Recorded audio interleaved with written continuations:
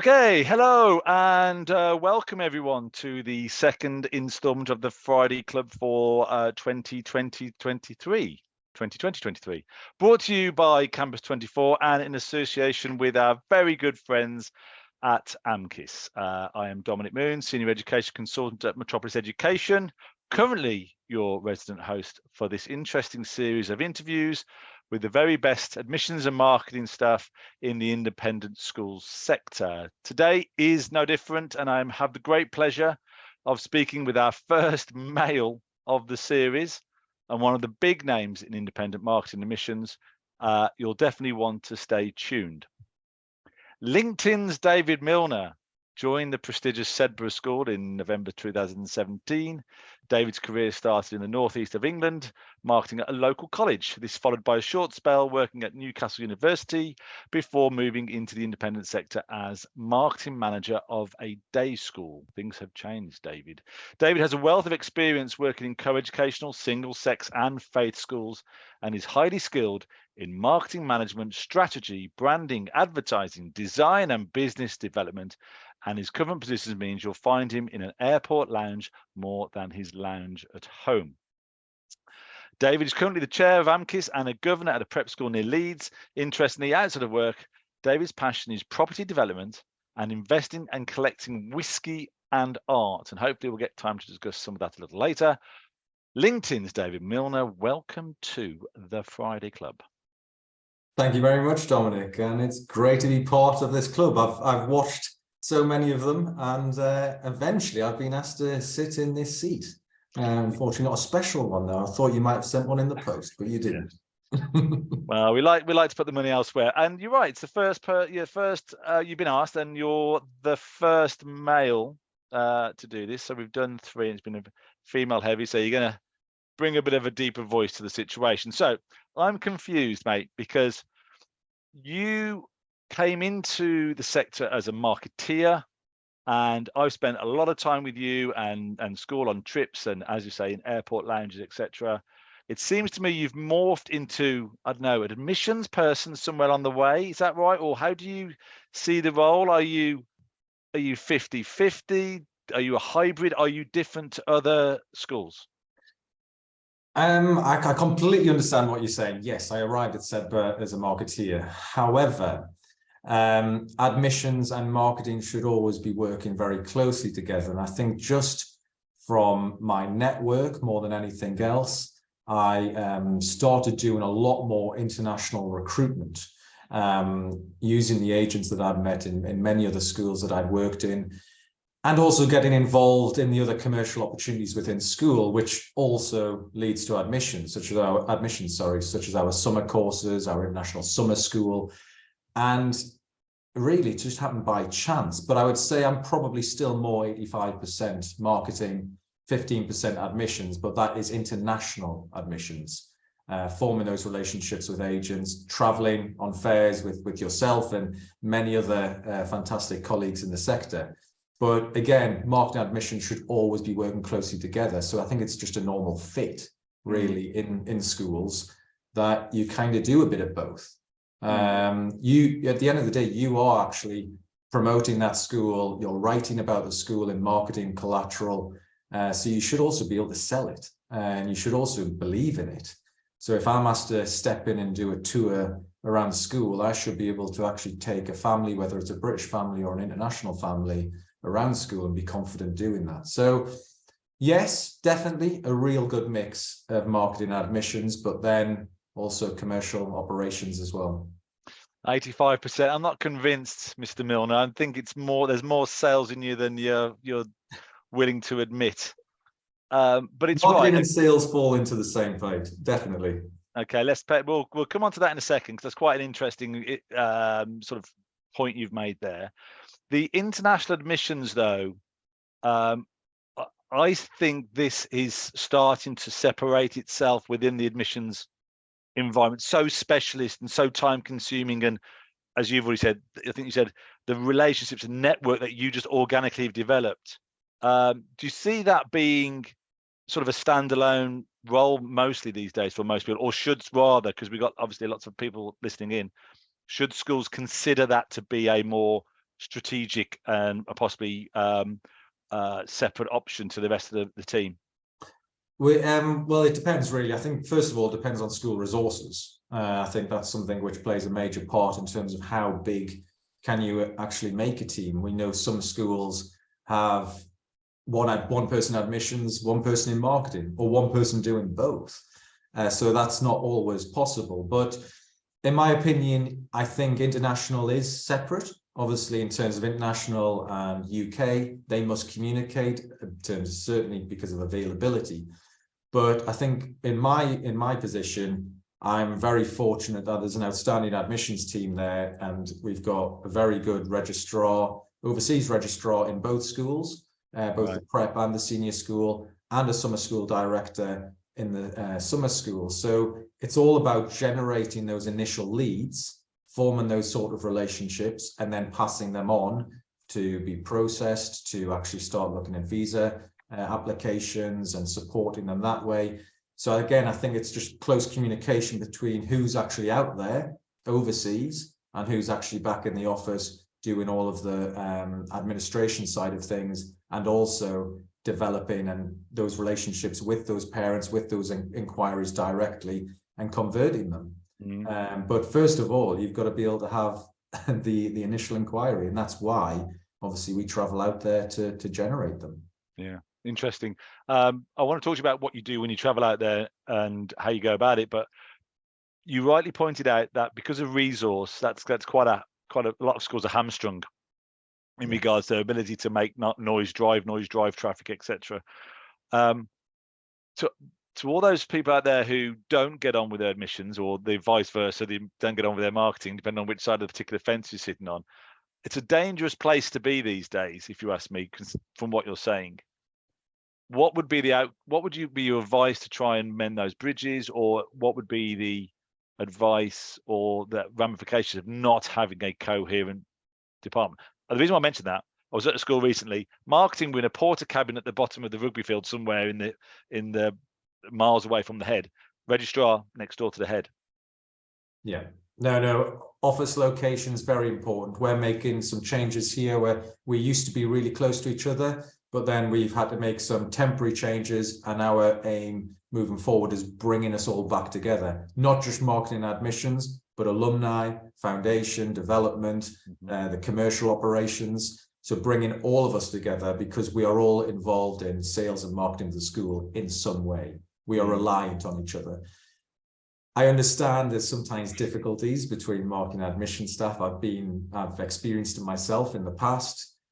Someone asking for something from the marketing department and not getting it from them, whether it's a pull-up banner, whether it's a flyer in time, because it's all last minute. But you've got to make it work, and no matter what you do, you've just got to make it work. So you can look at organizing blue sky thinking days, bring yourselves together, go for lunch, go out on an evening and just have a chat, have a drink. At the end of the day, if they're not working together, they won't know what the key messages should be when they're out there selling. They won't know what the current interest levels are like. Admissions have got targets, marketing have got targets. And if you really want to both meet your targets, you've got to work together and in the best interest of the school. Sometimes you've got to just push differences aside. Play nicely, go and have a drink, everybody, please, as the advice. The thing about it as well, the international admissions you were talking about a minute ago, you've got a significantly large boarding. I would probably say in some of the largest boarding in the country. How do it's about resource and staff, marketing, them and us, go for a drink, work together, work harmoniously, alumni development, blue sky thinking, all great words. How do you plan the recruitment cycle in terms of marketing missions? Who's involved internally? How many meetings do you have? How often do you meet? Who do you meet? How is it formulated? How is it broken down? Because it's incredibly complex in regards to entry points, types of courses, age groups, genders, boarding, non-boarding, flexi, weekly. Yeah. I mean, how often do you, the whole complexity just, must make you sort of sleepless nights, right? I would say for the admissions team, probably more sleepless nights than I do. I must say I am heavily reliant on them to provide me with the data I require, whether it's bed availability before I go somewhere. But as we know, availability changes all the time. So you've got to, that's why you've got to have that strong communication. You've got to be able to know that you can just pick up the phone or pop into the office and say, right, I'm off to Brazil. Currently it's quite a strong sixth form market, for example. Have we got space for year 12 for next year? Because at the end of the day, you've got to plan your trips. If you're planning trips to specific countries and you haven't got beds available for that particular market, well, actually, are you wasting £5,000 or £6,000 going there? But in terms of planning your recruitment cycle, obviously, like I said, we're always planning events. Sometimes you've got to be a bit more reactive, certainly at the moment as markets start to open again. But we meet on a regular basis. We all have an open door policy anyway. So this morning, for example, I'd already had a meeting with the headmaster and I walked past admissions on the way back down, but I popped in. I didn't need to see them, but I thought I'm going to pop in. I'll quickly update them on how my trip to Madrid went the weekend. And again, whilst you're in there, you get a brief update on how things are looking and whether there's any problems, whether there's any gaps in the beds in terms of availability and what to start pushing next. Well, we meet on a regular basis. We meet with the headmaster at least every 2 weeks, as that's admissions, marketing of both schools, and the headmaster of the prep school and the headmaster of the senior school. We then have forecast meetings in terms of how we are, not just from beds point of view, but also financially, which as we all discovered, those of you that were at the Metropolis conference, we should be looking at the financials rather than just how many beds we've got in the school.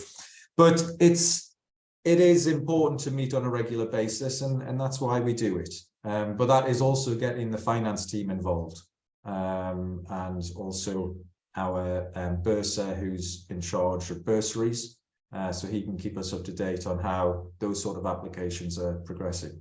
Interesting. Yes, Dr. Andy has a lot to answer for with that presentation. I scared the daylights out of me. It's interesting. You mentioned a lot of people, a lot of stakeholders, David, internally. I think a lot of people listening would go, blimey, you got bursar, finance team, admissions marketing, heads, you got senior management every 2 weeks, you got data. It's a lot of transparency. That's what you need for an organization to work well. You need the key people to be transparent with one another. You need to know exactly what position the school is in. So on top of that, we then also bring in separate meetings where we're meeting with our courses team to look at those that are coming on the courses, those that have expressed interest of touring the school whilst when they're dropping their children off. They're not here to look around the boarding school, but they've expressed interest. So we need that communication between the courses teams and the admissions team for planning those sort of trips and visits, because at the end of the day, the commercial side, generally, you'll start seeing the return of investment in sign-ups for boarding as well. Can I ask, when you popped into your admissions department, everybody behind David's head is blurred it out for a reason, is some sensitive information about the future of the school, all his ideas, and it's all a bit of a mess, and it's basically a brain dump behind him, so you have to blur it out. But is there a similar board when you go into admissions, sort of this is the number? So if you're looking, you've got all the year groups, day boarding.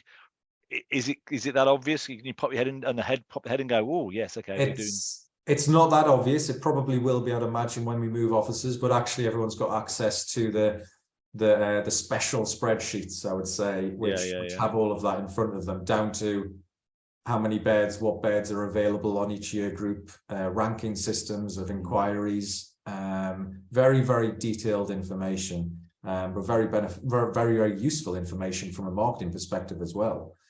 So we're already looking at postcodes at the moment for where do we do our next events in terms of our very successful roadshow events. So we're constantly looking at what we do next. You can't just sit still looking at what you've done in the past. Roadshow events, pretty old school. Schools used to do them years ago, but now they've come back to life. We relaunched them just after COVID, and it's a great evening, bringing parents, current, prospectives, alumni all together in one space. Okay, so listen, roadshows yes, it's an old thing come back, and there's no such thing as a new idea. I get that. Where do you do your roadshows? You know, in terms of, is it UK based? Is it just an evening? Is it just like you said, drinks and a come and meet the guys? How is it? Informal drinks, all over Edinburgh, Sheffield, Manchester, London, Newcastle, down towards Leeds, all over the UK. Okay.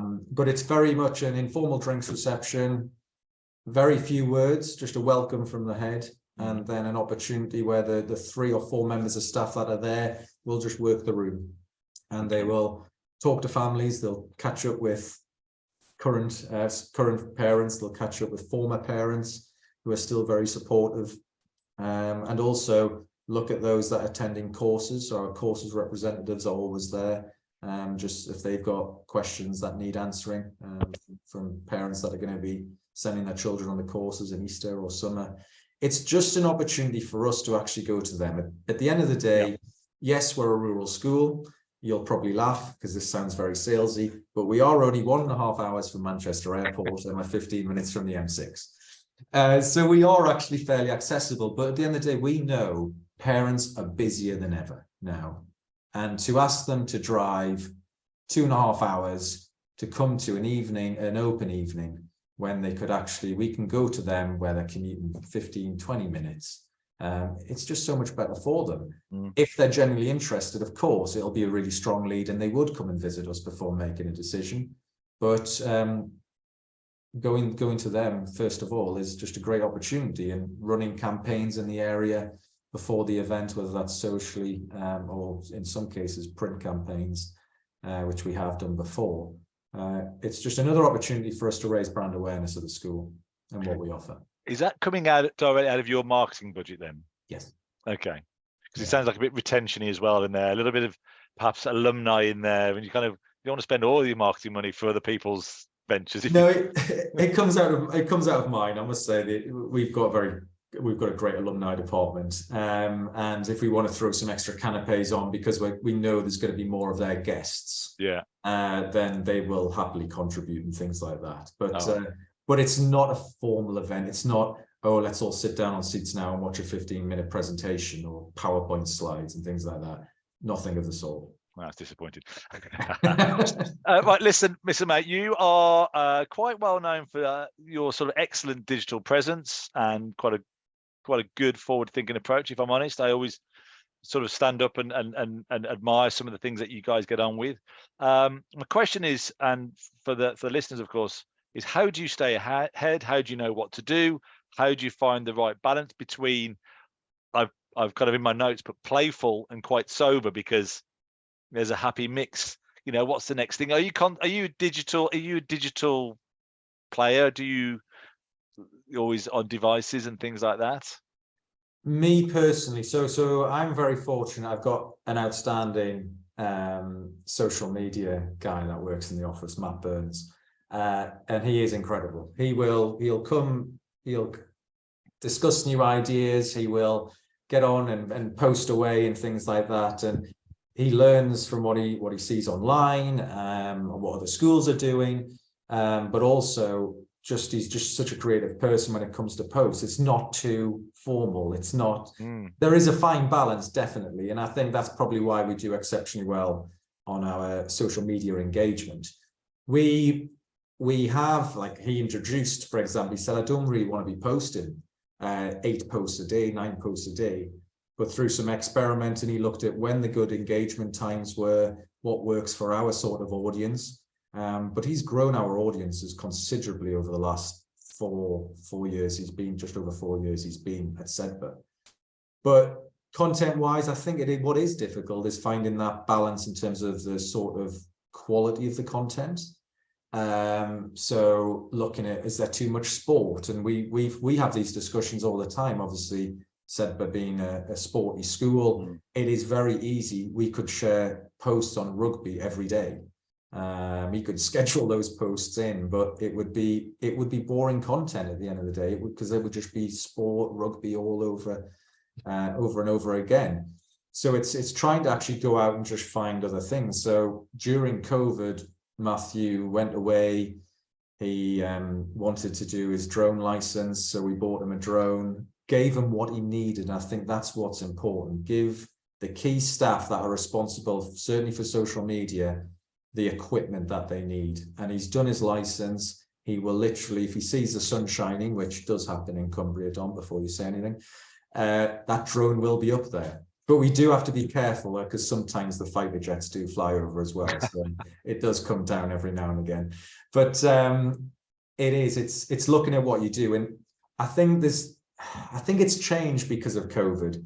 People used to be very nervous about sharing video content on social media and thinking that it always needed to be polished. It needed to be a really high quality video of a music production, for example. But what we're looking at now is very short snippets of content, certainly video content. So it doesn't need to be. Your audience just wants to see what is actually happening, what is going on. And I think that's what's important. And Matt he's done his editing course and things like that. So again, though, we're fortunate. We have Matt who can do it all. Some schools don't. The marketing manager, the marketing director will be doing it themselves. And I can see how time consuming it is for Matt. He does have a lot of other responsibilities as well, but I wouldn't want to see that also piled onto a director of marketing or a marketing manager's role as well. But again, resources, that's what it does come down to. And just being creative with what you do. Don't copy what every other school does, though, because that happens an awful lot.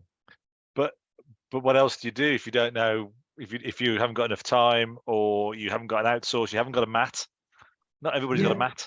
Not everyone has a mat, and they're certainly not having our mat. You may find it hard now. I know he's going to watch this back probably as well. What do you do? Well, there is the outsourcing options are available, though, for social media sort of content creation. There's loads of free idea calendars and things like that, planning calendars for social media that schools can get involved in.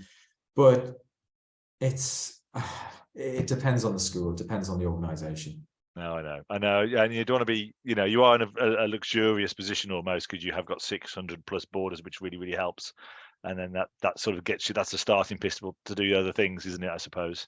But it's finding those stories, though, that really like we've got the Wilson Run that happens every year. So there's loads of planning around that, and we'll go that extra mile, literally. And and we'll live stream it. And the live stream, I would say the last 2 years we've done it, it's been great. It's been really, really good. It's not high quality live streaming. It's the best we can do with what we have budget wise, but also what we can do in the time that we've got. But at the end of the day, it means that all these alumni and parents from overseas can still be a part of that community and that experience, because it's a huge event. And that's something we're looking at now, is how do we bring more of those events online, like our Jazz and Swing Festival, which everyone talks about year on year. Can we actually bring that onto a live stream event? It doesn't need to be BBC, does it? It just needs to be reflection, so people could just get that sort of the Sedba hug and the love bomb from things when they had before, and they just want to stay connected. Exactly. Well, look what happened nearly a year ago. Easter this year is when that video was captured of the two rugby boys, which has now got over 1 billion views. Did we think that would happen? No. We knew we had something was gold dust. Did we know Justin Bieber was going to share it? No. Did that help my emails and Matt's emails? No, it definitely didn't.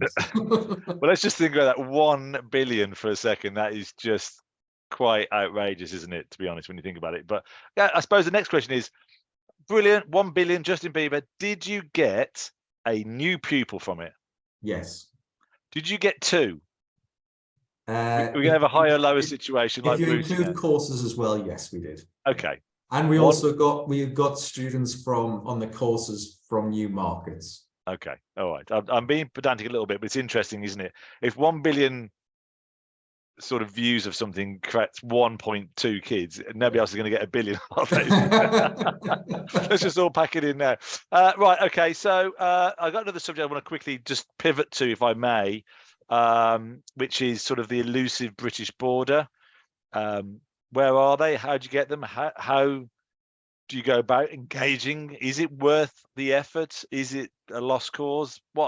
What's your opinion, and how would our schools learn from that opinion, Milner? Well, you've already said, we've got a good number of boarders. I think British boarding in the prep market in particular is much more challenging. I think that's something which I know a lot of schools are certainly experiencing. From a senior school point of view, of the 600 kids that we've got at the moment, 500 are British boarders. So we have managed to hold on to that British boarding market. How do we do it? I think you've asked me that question a few times, Dom, when I've seen you in person. And I must say, I think what the school does very well is we do draw upon our strengths. So we don't try and be something we're not. We're very upfront. What you see is what you get. So we do attract a lot of, obviously, rugby players because of our reputation within rugby, or even just sports people because of our reputation. But like what we were talking about before, the roadshow events and just raising brand awareness and actually talking about what it means, what a British boarding environment is really like, with the international students as well, adding obviously diversity and different cultures into that, preparing children for what is the real world in a way, where they will be working with children from all over the world, working with adults when they start working all around the world. So with different cultures and so on. But for us, there is still a huge effort. The admissions team work very, very hard generating these leads. Marketing work very hard, generating the interest and promoting what we do well. But it just comes down to brand awareness, I think, more than anything else, and raising that reputation through as many ways you can, using your alumni network to really talk about the school, using social media platforms such as LinkedIn, for example, reaching out to those CEOs, those alumni that have done exceptionally well to promote your courses, using commercial opportunities, which I think I've mentioned probably 10 times already on this call. But what else can your school do to bring people on site? Yeah. We know there's so many schools in this country that have amazing buildings, amazing facilities. It's not always about that. To me and to many people at Sedbergh, it's all about the people who actually are there. But if you get them on site, they meet the people, they see your facilities, they will fall in love with the place. Yeah. And if it's incredibly like spiders webs, all linked together, isn't it? Don't be fooled, everybody. It's all linked, isn't it? Yeah. Everything you do. Exactly. So it's all linked. If you're using a third-party organization to run your courses, why don't you look at doing it yourself? You've got full control over the quality of that course. You've got all of the data, all those attendees. You can put on a drinks reception for them at the end of the course, say thank you. Do you want a tour of the school? Show them around. You've got them on your site at the end of the day. That's the biggest challenge to start off with normally, for open days and open events. So look at commercial opportunities. What else can you do? With you, listen. I was desperately trying to get a nice segue there from linking. It's all linked, isn't it, to LinkedIn, David Milner?